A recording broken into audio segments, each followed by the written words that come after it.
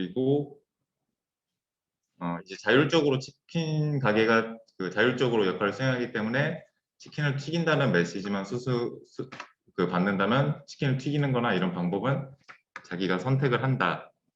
내부 구현에 대해서는 알 필요가 없다. 근데 그렇게 하면은 왜 메시지를 수신할 때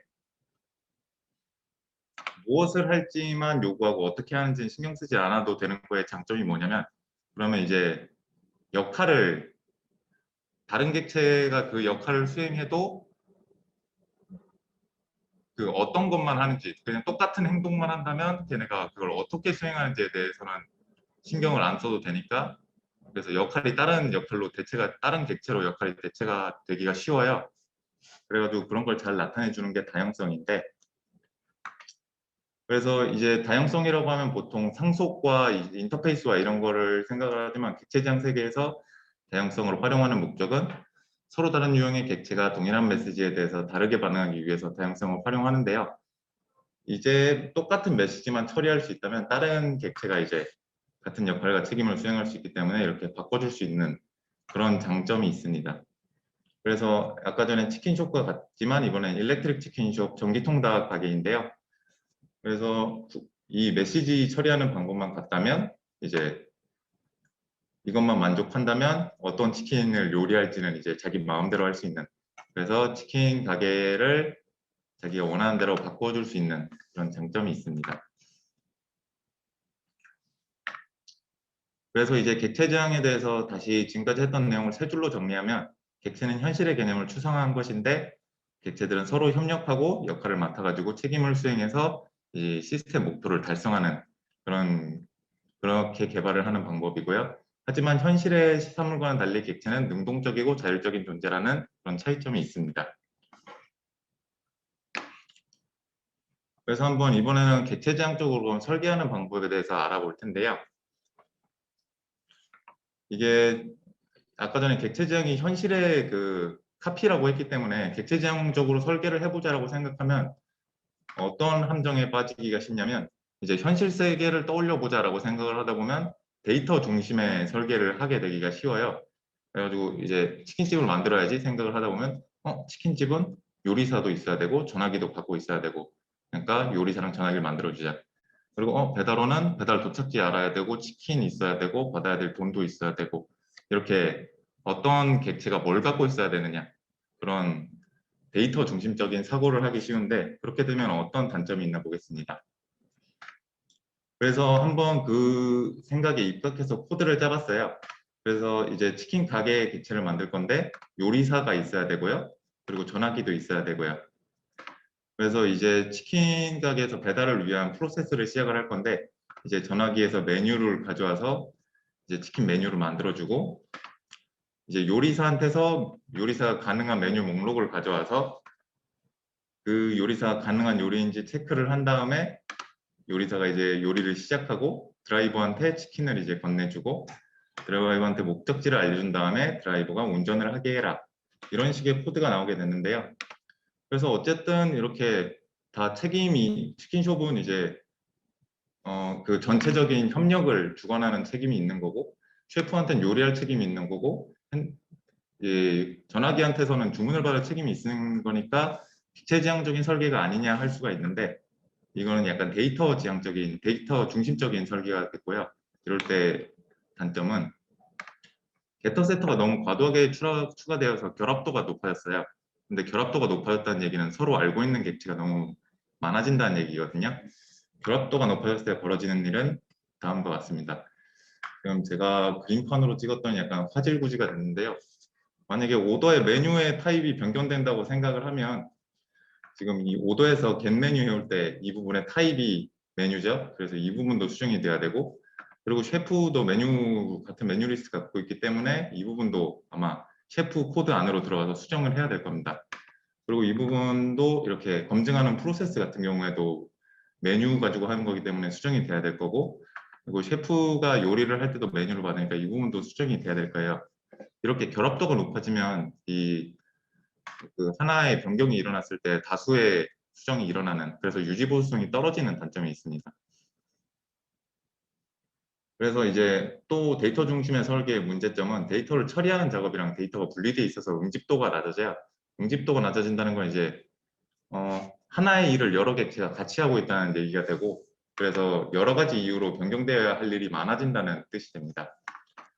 그래서 어떤 이유들로 인해서 이 코드가 변경될 수 있는지 생각을 해보면, 먼저 메뉴 받아오는 방식이 변경되면 수정될 수도 있고, 셰프가 요리하는 방식이 바뀌어도 수정돼야 하고, 드라이브 목적지 결정의 방식이 바뀌어도 수정돼야 하고, 이런 소요가 생길 수가 있는데요. 그래서 이제 전화를 받아서 어떻게 메뉴를 받아오는 방식이 바뀌어도 이 치킨샵이란 게 수정이 돼야 되고, 혹은 이제 셰프가 요리하는 방식이 바뀌어도 여기가 수정이 돼야 되고, 아니면 드라이버가 이렇게 목적지를 찾아가는 방법이 바뀌어도 수정이 돼야 되는 그런 문제가 생길 수가 있습니다. 그러면 어떻게 해야 이런 데이터 중심의 설계가 아닌 책임주 그 객체지향적인 설계를 할 수 있는지 한번 알아볼게요. 그 방법은 바로 책임주도 개발인데요. 이제 그거에 대해서는 이제 이렇게 5줄에 걸쳐서 수행하면 된다고 이제 이렇게 방법론이 나와 있는데 한 줄 한 줄 같이 읽어보면서 그럼 어떻게 해야 하면 되는지 한번 얘기를 해볼게요. 이제 시스템이 사용자한테 제공해야 되는 기능이 시스템 책임을 파악하라고 되어 있는데, 이건 저희가 처음에 얘기했던 협력, 시스템 저희가 달성해야 될 시스템 목적, 협력이 뭔지 파악하는 거겠죠. 그리고 그 협력을 수행하기 위해서 더 작은 책임들로 분할하는 거, 이건 아까 말했던 책임을 만드는 걸 거고요. 이제 분할된 책임을 수행할 수 있는 적절한 객체 또는 역할을 찾아서 책임을 할당하고, 그리고 이제 책임을 수행하다가 혼자서 해결할 수 없는 그런 자기가 수행할 수 없는 책임인 경우에는 다른 객체의 도움을 받아서 다른 객체한테 이 책임을 위임할 수가 있고요. 그리고 이제 그 객체들을 연결을 해줌으로써 협력이 달성이 되게 됩니다. 그럼 이제 단계별로 한 번씩 저희가 아까 짰던 코드를 리팩토링을 한번 해보는 시간을 가질게요. 이제 먼저 시스템이 사용자한테 제공해야 되는 기능이 시스템 책임, 즉 협력을 파악해야 되는데요. 이제 협력은 저희가 치킨 주문 받아서 손님한테 배달해야 되는 게 저희가 달성하고자 하는 협력이죠. 그래서 이런 협력이 노출이 됐고, 이제 이 협력을 더 작은 책임들로 분할을 해볼게요. 근데 저희가 책임을 수행하는 방법은 이제 메시지를 보내는 거라고 했으니까 사실 이거는 메시지를 만드는 작업이에요. 그래서 이 시스템, 아까 그 협력을 분할할 때 어떤 메시지가 생성을 될지 생각을 해보면, 이제 치킨 주문을 받는 거, 그리고 치킨을 요리하는 거, 치킨을 손님한테 배달하는 거, 이런 작은 부분들로 나눠줄 수 있을 것 같은데요. 그럼 이제 가독성이 안 좋아서 약간 쉼표를 쳐드리면, 그리고 분할된 책임을 수행할 수 있는 적절한 객체를 찾아 책임을 할당할 거예요. 근데 아까 전에 책임 중에 하나가 치킨 주문을 받으라는 게 있었는데, 이건 치킨 가게가 하는 게 적절할 것 같기 때문에 치킨 가게한테 주도록 하겠습니다. 근데 치킨 주문을 받으면 이제 치킨이 나와야 되고, 또 치킨을 그걸 또 배달하는 것도 있어야 되는데, 그건 이제 치킨 가게가 혼자서 할 수 없는 일이기 때문에 요리사 객체에게 치킨을 요리하라는 메시지를 보낼 거고, 그럼 또 요리사는 이제 치킨을 요리하는 것까지는 할 수 있지만 배달하는 건 할 수 없기 때문에 치킨을 배달하라는 메시지를 이제 배달원한테 보내게 될 겁니다. 이렇게 도메인을 설계해 나가면서 어떤 이 노출된 책임들을 어떤 객체한테 맡겨야 되는지 이것들을 매핑을 한 다음에 실제로 이제 책임을 할당을 하면 돼요. 책임을 할당한다는 건 이제 메시지를 주는 걸 테니까, 그리고 메시지는 메소드를 통해서 표현이 된다고 했죠. 그래서 이렇게 아까 처음에 했던 치킨 주문을 받아라는 메시지를 치킨 가게한테 주기로 했으니까 치킨 숍한테는 테이크 오더, 그리고 또 이제 치킨 가게가 그러면 그걸 이제 또 추가로 수행을 해야 되는데, 이제 요리하는 거는 치킨 가게가 스스로 할 수 없으니까 셰프한테 요리해 달라고 이렇게 메시지를 또 보낼 겁니다. 그럼 이제 셰프는 이제 자기가 프라이드 치킨을 튀길 거고요. 근데 이번에 또 마찬가지로 이 셰프는 자기가 직접 치킨을 배달할 수는 없기 때문에 드라이버한테 이걸 배달해 달라고 요청을 또 할 거예요. 이렇게 또 메시지를 보내서 드라이버한테 책임을 다해 달라고 요청을 할 겁니다. 그럼 이제 드라이버는 치킨을 배달을 할 건데요.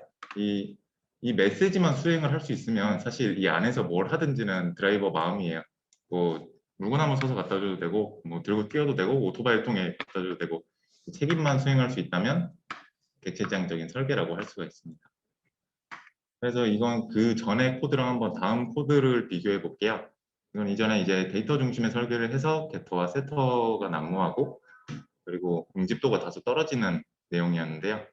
이렇게 리팩토링을 거치고 나면 치킨숍은 그냥 주문만 받아서 이제 요리사한테 요리하라는 메시지만 보내면 되기 때문에, 만약에 이래서 굉장히 알고 있는 정보도 적어졌고, 그리고 또 그 수행하는 기능, 딱 주문받는 것만 하기 때문에 만약에 주문받아야 된다가 수정이 돼야 되면 치킨숍만 수정을 하면 되고, 만약에 요리하는 부분이 수정돼야 되면 셰프한테 들어가서 셰프만 수정을 해도 되니까 유지보수성이 그 전부 다 향상되었다고 할 수 있겠네요. 네, 이렇게 책임주도 설계를 통해서 한번 설계를 해보는 법을 알아보았는데요. 제가 만든 모델이 굉장히 단순한 모델이기 때문에 혹시 이 책임주도 설계에 대해서 더 공부해보고 싶으신 분은 GRASP 패턴이라고 있어요. 제 책임주도 설계를 좀 더 전문적으로 잘 할 수 있게 해주는 그런 패턴인데 거기에 대해서 학습을 해보시면 좋을 것 같습니다. 이것으로 발표를 마치겠습니다. 감사합니다.